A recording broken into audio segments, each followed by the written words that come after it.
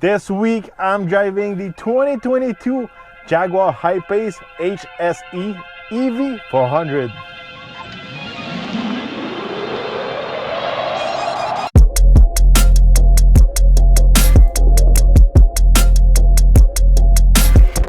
On the road with the Jaguar Ipace this week. It's the first electric model from Jaguar. It's already been on the market for a few years now. It's also the first Jaguar I'm reviewing on the channel.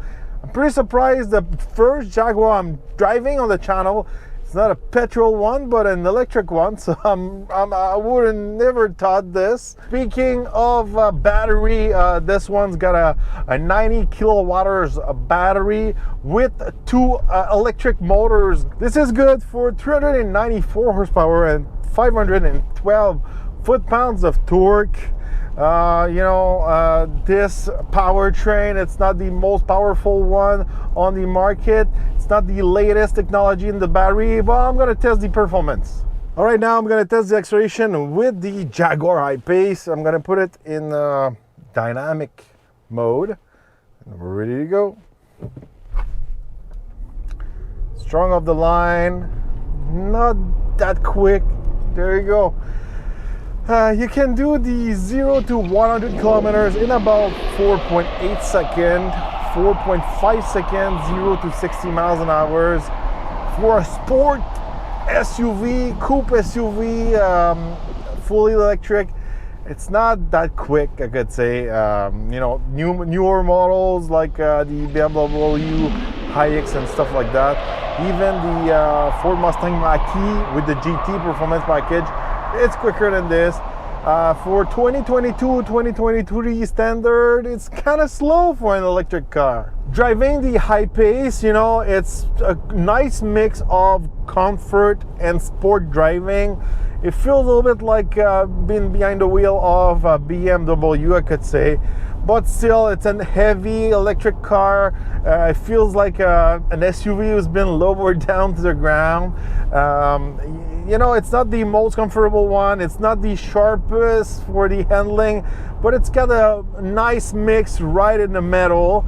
It's fun to drive. It doesn't have the power of the new electrical ones like the BMW iX and all that.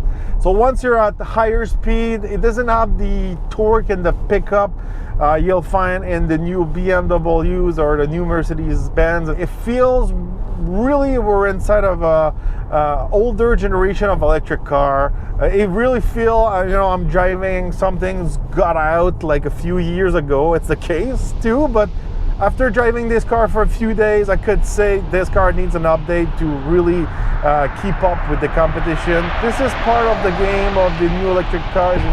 It's really hard to follow the technologies of the new batteries and all that. I think these new electric cars need to update more quickly to follow the game, because right now, only performance-wise, not even talking about range and all that, it's really behind the competition. Design-wise, we've got an aggressive sport coupe SUV. This is one of the first ones to do that.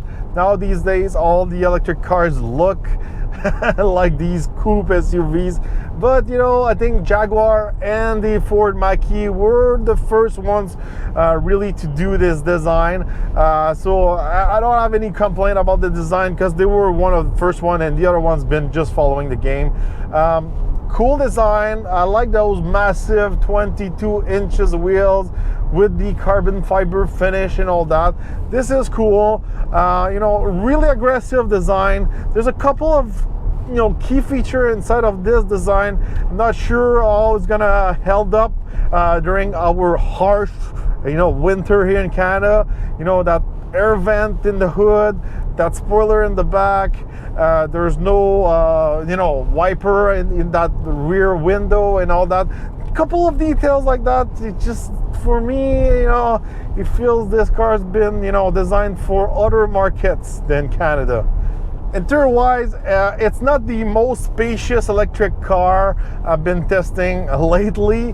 The seats are pretty, narrow. You've got a good support, but a little bit too much for my point of view.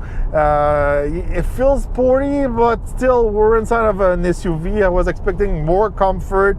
It's pretty tight for the legs also. That metal console here takes a lot of space. In most electric cars these days, we don't have big consoles like that. We've got an open space with more cargo area to be more practical. It's not the case inside of this Ipace, but the design is really clean and simple. I really like that. A lot of like piano black finish with stainless steel, nice steering wheel. We've got some digital cluster in front of me. Just looking at the design, it's really nice and simple inside. I really like that. The screen is pretty small for a luxury car, and also for an electric car. When you're inside of a Mustang Mach-E, you've got those big tablets. Inside of the BMW, you've got that curve, like big screen and all that. Here we've got a kind of like an old school screen. That screen also, it's kind of laggy. It's not the quickest. Of course, Jaguar is not a big manufacturer like Mercedes-Benz, GM, or something like that. So I was expecting a system like that, but it's not the best, but not the worst, but still, kind of dragging behind the other ones.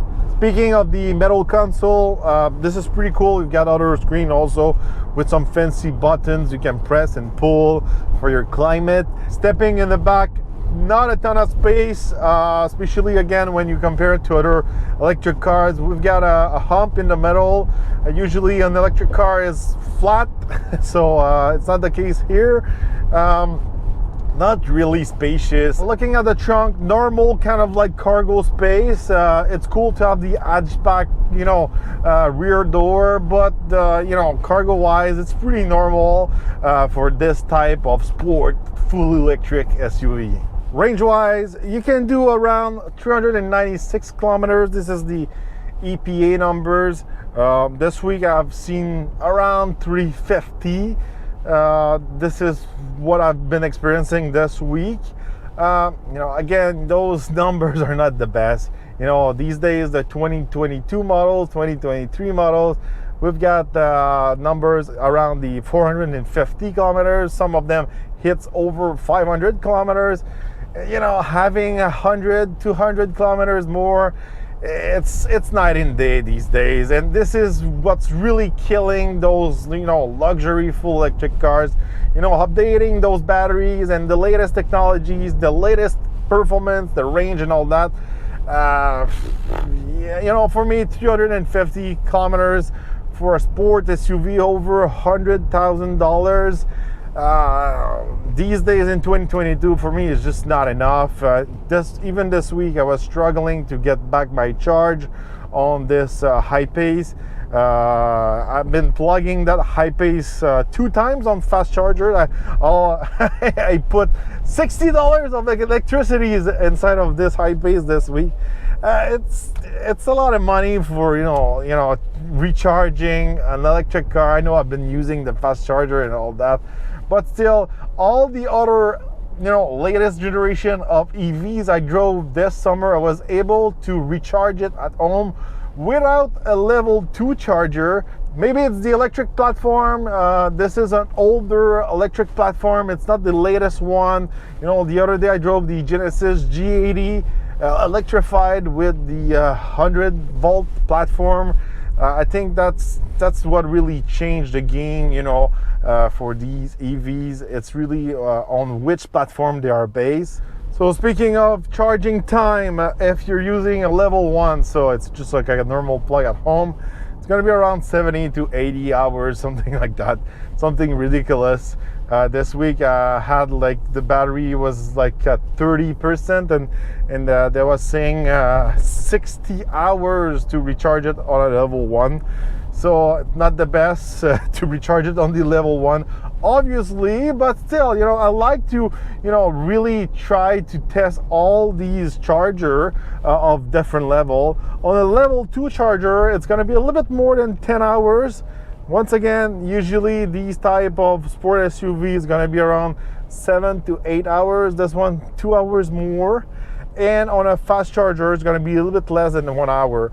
So when I recharged this Ipace this week on a 100 kilowatt charger, it was about 45 minutes to 80%, obviously.